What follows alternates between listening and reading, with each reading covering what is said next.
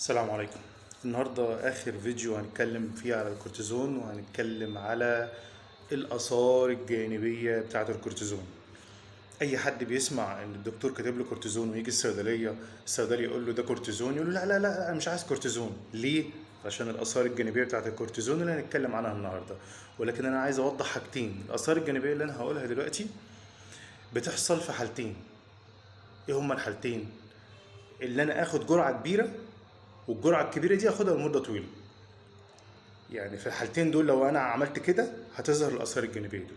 لكن انا لو خدت جرعة صغيرة لمدة طويلة الاثار الجانبية نادرا ما بتظهر يعني. لو خدت جرعة كبيرة لمدة قصيرة برضو الاثار الجانبية نادرا ما بتظهر كلها، لكن ممكن يظهر بعضها. طب ايه الاثار الجانبية دي؟ يعني احنا ممكن نقول الاثار الجانبية في الكورتيزون هي كل حاجة ممكن تتخيلها وما تتخيلهاش الكورتيزون ممكن يعملها كاثار جانبية. زي ايه؟ يرفع الضغط، وبيأثر طبعا على القلب.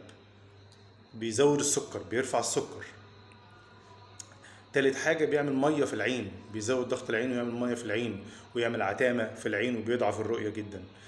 تالت حاجة بيعمل هشاشة، أو رابع حاجة بيعمل هشاشة في العظام.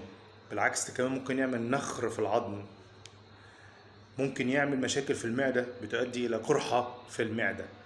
بيأثر طبعا على المناعة، فبيخليك عرضة أكتر للأمراض.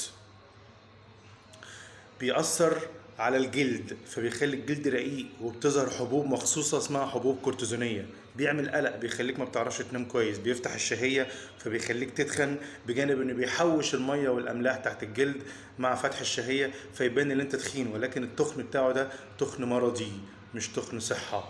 يبقى الوش مدور، بيقولوا عليه وجه القمر او مون فيس، والظهر بيبقى مليان بالميه والدهون، فبيبقى انا اسف يعني بيبقى ظهر زي ظهر الحيوانات اعزكم الله.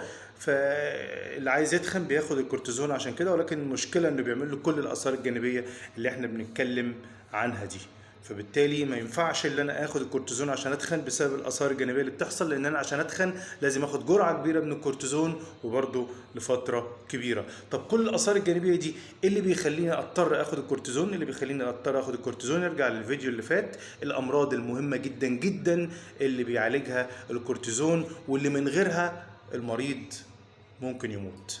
فبالتالي الكورتيزون يعتبر علاج ساحر لبعض الحالات. علشان اقرر اخد الكورتيزون ولا ما اخدهوش، الطبيب اللي بيحدد المنفعه اللي هتيجي من ورا الكورتيزون اكتر ولا الاثار الجانبيه. عشان كده الكورتيزون ما بيتاخدش لفتره كبيره الا تحت اشراف طبيب. لكن لو كان فتره صغيره اسبوع او اسبوعين مفيش اثار جانبيه هتبان ان شاء الله، الا الحقن طبعا هي اللي ممكن تظهر الاثار الجانبيه بتاعتها فورا.